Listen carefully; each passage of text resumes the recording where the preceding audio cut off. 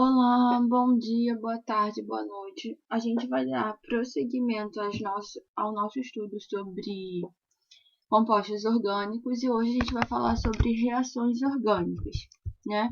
Então, a primeira coisa, né, de reações orgânicas que a gente tem que saber é que a gente vai falar sobre reação de substituição. Então, a palavra substituição dá a ideia de que a gente está substituindo um átomo.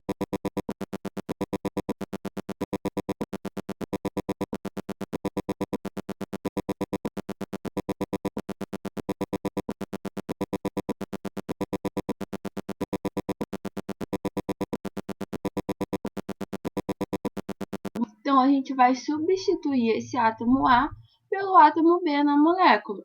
Então, em muitos casos, essa substituição vai fazer com que apareça uma nova função orgânica, né? Imagina, se esse A aqui é um hidrogênio e esse B for um flúor, um cloro, um bromo, né? A gente vai trocar e aqui a gente vai ter uma função diferenciada, né?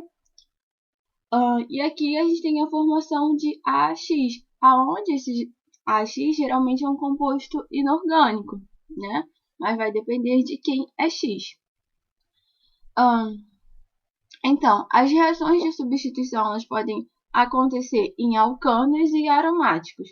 Então, a gente vai ver a classe, né? A gente vai relembrar um pouquinho o que é um alcano e o que é aromático, né? O que é aromático, para então depois a gente ver a reação de substituição em cada um desses hidrocarbonetos, né? Então, os alcanos são aqueles compostos, né, onde tem ligações simples, né? Por isso que tem o AN, que representa ligações simples. Eles têm a fórmula geral CnH2n+, e aqui a gente tem um exemplo, né, que é o metano, né? Ou seja, o MET tem um carbono, o AN porque só tem ligações simples e o O porque é um hidrocarboneto.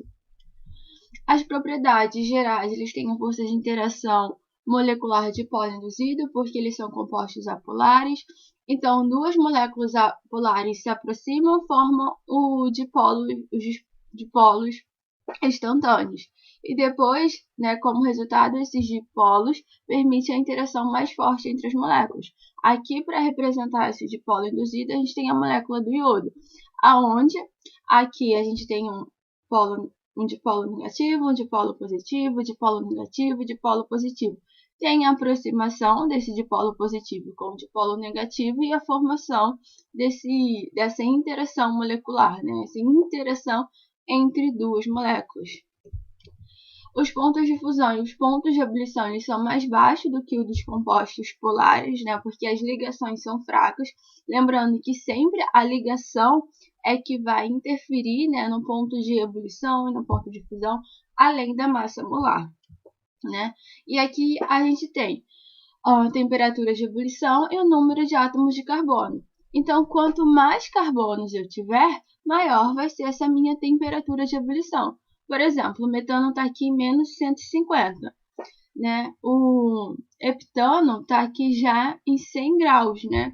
Então, quanto maior for a minha massa molar, né? Quanto mais carbonos eu tiver, maior vai ser essa minha temperatura de ebulição.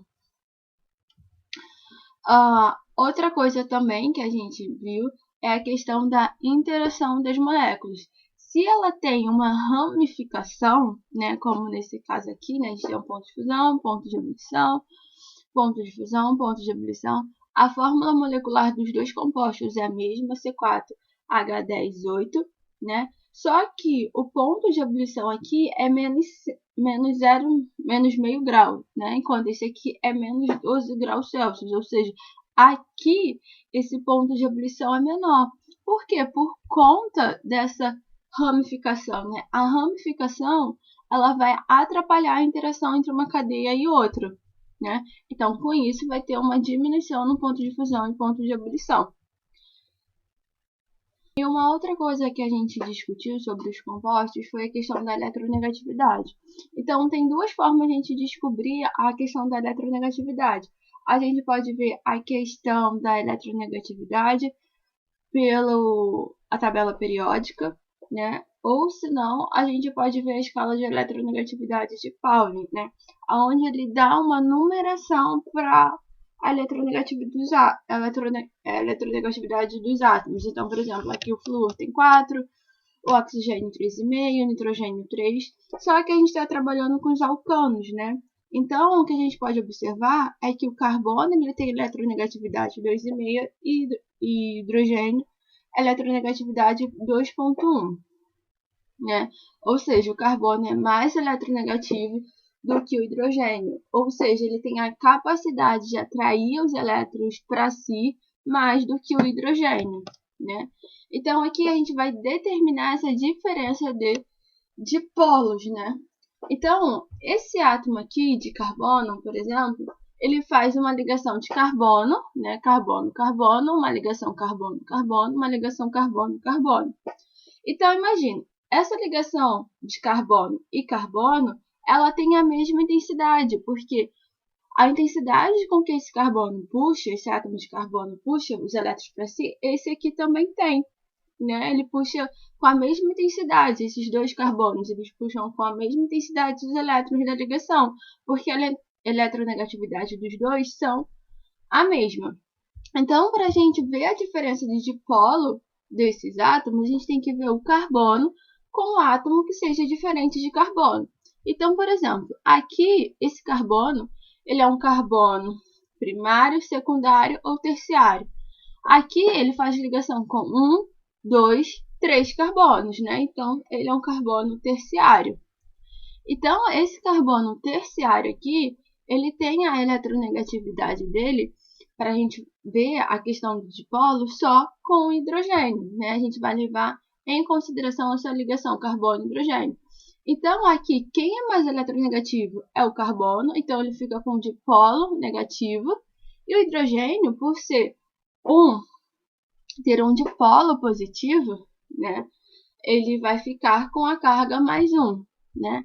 Então, a gente vai representar aqui como mais 1 e aqui menos 1. Por que menos 1? Porque é uma única ligação entre carbono e hidrogênio, né? Aqui, esse átomo de carbono, ele faz 3 ligações com hidrogênios diferentes, né? Com 3 ligações com 3 hidrogênios. Então, fica, para cada ligação, né, carbono e hidrogênio, ele vai ficar negativo uma vez. Se ele faz 3 ligações, ele vai ficar com um dipolo menos 3, né? E aqui, esse carbono é primário, secundário, terciário, quaternário, né? Ele só faz uma ligação carbono-carbono, então ele é um carbono primário. Aqui, ele é um carbono primário, secundário, terciário, quaternário. Ele é um carbono primário, né? Ele só faz uma ligação com o carbono, né? E além disso, ele faz uma ligação, né, com 3 hidrogênios. Então, para cada ligação carbono-hidrogênio, ele fica com dipolo menos 1. Então, se são 3, é 3 vezes menos 1. Aqui é um carbono, né?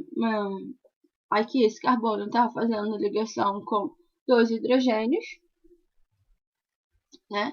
Então, aqui ele fica com o dipolo menos 2.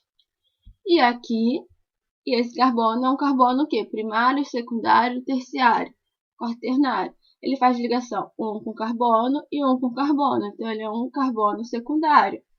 Esse aqui é um carbono primário, como a gente já viu aqui e aqui. O dipolo dele também vai ser menos 3, né?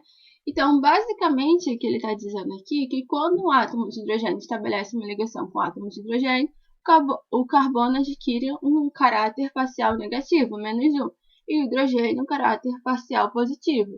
Quando dois átomos de carbono estabelecem uma ligação entre si, o caráter parcial é igual a 0, né? Então, aqui a gente pode ver que o carbono primário ele vai ter uma eletronegatividade maior. Um dipolo, uma carga parcial negativa maior, porque vai ser menos 3, menos 2 e menos 1, né? Como a gente viu. Então, os alcanos, né? Então, a gente viu até agora. A gente viu uma introdução, né, sobre as propriedades de alcanos. E agora a gente vai ver a substituição em alcanos. Então, basicamente, acontece uma halogenação, uma nitração e uma sulfonação, né? Então, se a gente pensar o que é uma halogenação, Halogênio. Isso vai lembrar qual família da tabela periódica, né? Vem dos halogênios, que é da família 7A, ou se não 17. Então, eu vou estar substituindo alguma coisa por um halogênio, né? Que geralmente é o cloro e o bromo. Então, eu vou estar substituindo um átomo de hidrogênio, né? Que aqui eu tenho um alcano, um metano. Vou substituir esse hidrogênio por um átomo de cloro. Então, eu vou formar uma ligação cloro-hidrogênio aqui. Daí eu formo cloreto de hidrogênio, ou se não, também um ácido clorídrico. E aqui eu formo um halogênio, um composto halogenato, né? Que aqui nesse caso é o monoclorometano. E toda reação ela tem as condições necessárias para acontecer. Então, aqui é a presença de luz, né, ultravioleta, ou de forte aquecimento, cerca de 300 graus Celsius. A halogenação em alcanos feitos com flúor é explosiva e é difícil de controlar, podendo destruir a matéria orgânica. Então, por isso que muitas vezes não é nem feita, né? A halogenação em alcanos com 3 ou mais carbono, a gente vai ter que ver a questão da eletronegatividade do carbono, né? A quantidade de cada composto obtido será proporcional à ordem de facilidade com que o hidrogênio é liberado da molécula, ou seja, a intensidade da ligação do carbono e hidrogênio. Então, vamos retornar a esse composto onde a gente colocou os dipolos os dipolos de cada carbono, que a gente discutiu a eletronegatividade. E aqui eu estou perguntando qual é a ligação carbono-hidrogênio menos intensa. Qual dessas vocês diriam que é a menos intensa? Aqui, esse carbono, ele está com uma eletronegatividade menos 3. Então, ele está atraindo mais fortemente os elétrons do hidrogênio, né, da ligação carbono-hidrogênio para si. Enquanto aqui, esse dipolo é menos 1, né?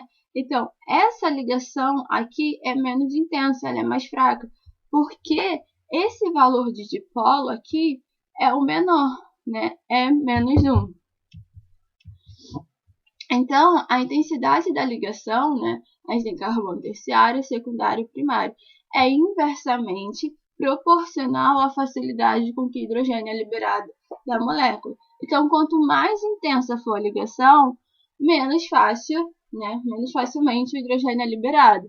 E como que eu sei? Eu posso ver pela questão se é um carbono terciário, secundário, primário, ou se não, eu posso ver a questão, calcular toda vez a questão do dipolo parcial para a molécula, por aquele carbono presente naquela molécula. Então, aqui a gente tem uma halogenação, né, com 1, 2, 3, 4, 5 carbonos, né, aonde a gente vai fazer a substituição de um hidrogênio por um cloro, né? Então, a primeira coisa que a gente pode pensar é trocar esse hidrogênio aqui por um cloro, né? A gente vai formar o cloreto de hidrogênio, né? Que a gente formou uma ligação entre hidrogênio e cloro. A gente formou o cloreto de hidrogênio. A reação acontece na presença da luz. E a primeira reação que a gente forma é o 2-metil-clorobutano. Esse carbono aqui, ele é primário, secundário ou terciário. Ele é um carbono que terciário. Por quê? Porque ele faz ligação 1, 2, 3, com 3 carbonos. E a gente viu que o seu carbono é terciário, isso significa que a ligação entre carbono e hidrogênio ela é mais fraca, né? Porque o dipolo parcial desse carbono aqui é menos 1. Então, a substituição ocorre aqui, né? A outra substituição que ocorre, né, que pode ocorrer, é a questão nesse carbono secundário, né? Imagina, eu coloquei aqui, né? Então, aonde tinha esse hidrogênio, eu coloquei o cloro, né? Carbono secundário, porque faz uma e duas ligações com carbono.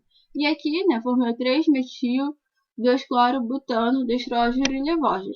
Então, isso significa que isso daqui é um carbono assimétrico.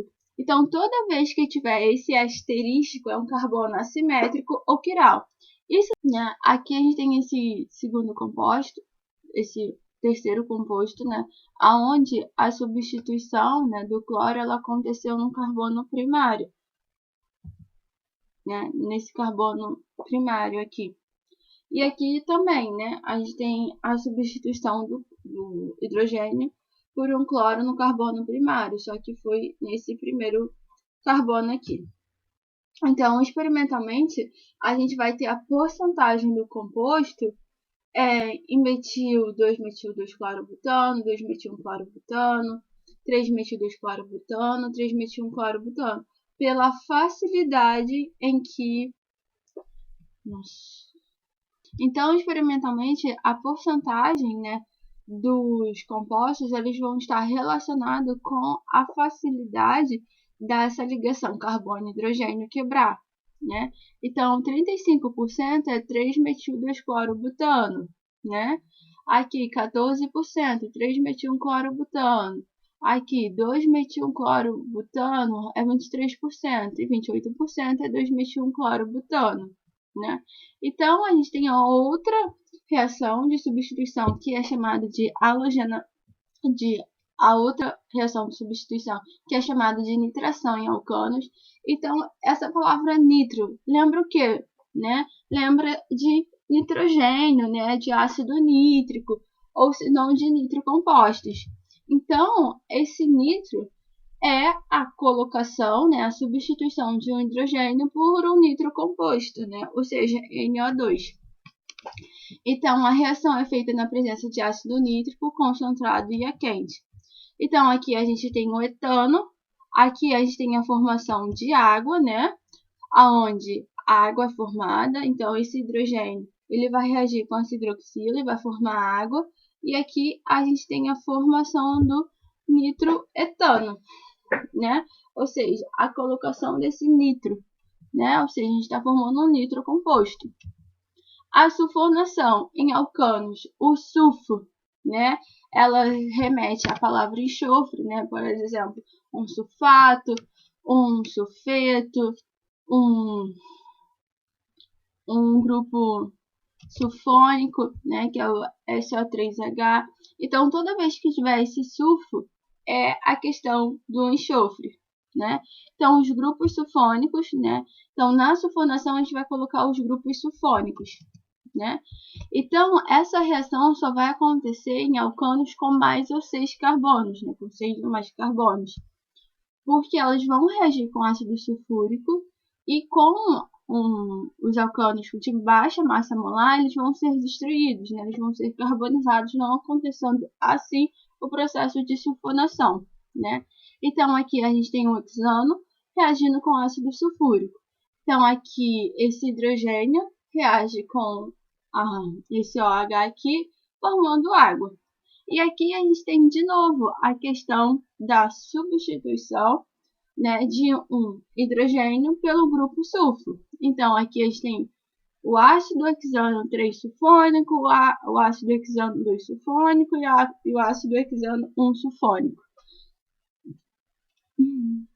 E a gente tem os aromáticos. Para a gente relembrar rapidinho o que é um aromático, aromático é todo composto cíclico que tem 6 átomos de carbono, né? Além disso, eles têm a ressonância, né? E as 3 duplas ligações. Então, a ressonância seria o movimento dessas 3 duplas ligações, né? Então, o benzeno, né? Que aqui a gente também vê outro exemplo, o metilbenzeno, ou também chamado de tolueno, é quando substitui um desses hidrogênios por esse grupo metilo, né? E eles têm nomenclaturas específicas, como 1,2 de metilbenzeno, esse O, né, é de orto, esse M é de meta e esse P é de para, né? Lembrando que o orto é a posição vizinha, né, 1,2, a posição meta é 1,3 e a para é 1,4, né? E a gente tem um outro composto também que é aromático, né, que a gente viu que foi o naftaleno. Só que a nomenclatura para o naftaleno a gente considera como alfa e beta, sendo as extremidades, né, alfa, e as laterais, né, beta. Né? Então, alfa-naftil e beta-naftil, quando eles estão com uma valência livre, né, podendo ser uma ramificação, digamos assim. E a substituição em aromáticos ela pode ser por halogenação, sulfonação e nitração, ou seja, igual ocorre para os alcanos, e também pode ser alquilação e acilação, que a gente vai ver, né? Então, a halogenação, a gente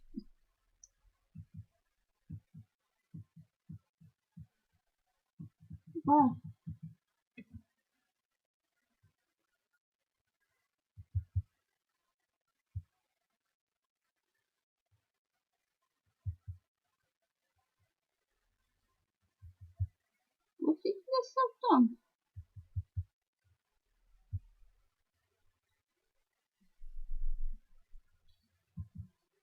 Então, a halogenação no benzeno, a gente espera-se que seja a incorporação de um grupo, né, de um elemento halogêneo da família 7A no benzeno, né? Então, substituindo um átomo de hidrogênio do anel aromático por um átomo de cloro ou de bromo.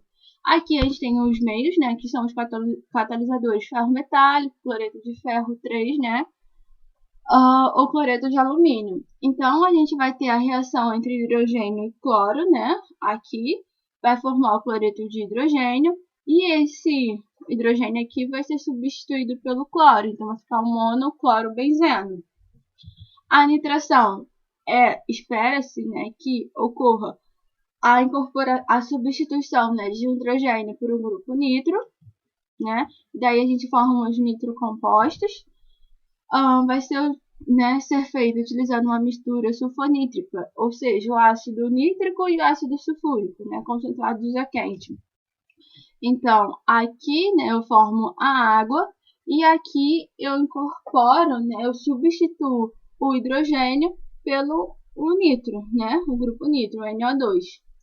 A sulfonação, ela vai ocorrer, né, quando eu colocar o grupo sulfônico, que é o SO3, vai ocorrer na presença de ácido sulfúrico fumegante ou trióxido de enxofre, né?